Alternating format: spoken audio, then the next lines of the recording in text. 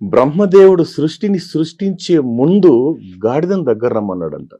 నీకు 40 సంవత్సరాలు ఇస్తాను తీసుకో ఆయుష్ అని అడిగితే, నాకు ఎందుకు సార్ 40 సంవత్సరాలు, నాకు 20 సంవత్సరాలు చాలు, నేను బరువులు మొయ్యలేనంది గాడిద.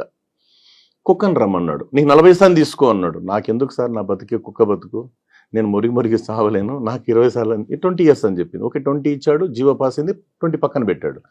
నెక్స్ట్ గుడ్లు గుబ్బని రమ్మన్నాడు, నీకు 40 ఇస్తాను తీసుకున్నాడు. ఎందుకు సార్, నాకు నా బతికే గోబ బతుకు, ఆవులు గుడ్ల గోబు సార్, నాకు 20 సార్లు అని చెప్పింది. 20 జీవో పాస్ అయింది, 20 పక్కన పెట్టాడు. మనిషిని రమ్మన్నాడు, నీకతేమో చెప్పుకున్నాడు. నువ్వు చెప్పు, నీకు తెలియదా ఎంత వాళ్ళని చెప్పండి సార్ మీరే.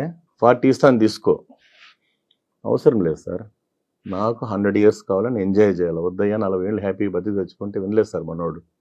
వెంటనే ఏం చేశాడంటే, ఆ 40కి గాడిద బ్యాలెన్స్ 20, కుక్క బ్యాలెన్స్ 20, గుడ్లు గోబ్ బ్యాలెన్స్ 20.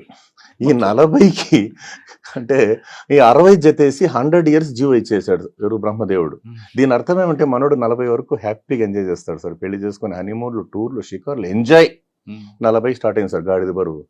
డొనేషన్లు, స్కూల్ ఫీజులు, కొడుకు పెళ్లి, కూతురు పెళ్లి, చివరికి 60 వరకు అన్ని అగసాట్లు అయిపోతుంది సార్. రిటైర్ అయ్యి ఇంట్లో వచ్చి కూర్చుంటాడు. కుక్క మాదిరి మురిగేది, కుక్క మాదిరి తిరిగేది. అంటే వాళ్ళు ఎక్కడన్నా గుళ్ళకు గోపురాలకు పోతే కుక్క మాదిరి ఇంటి దగ్గర కాపలా.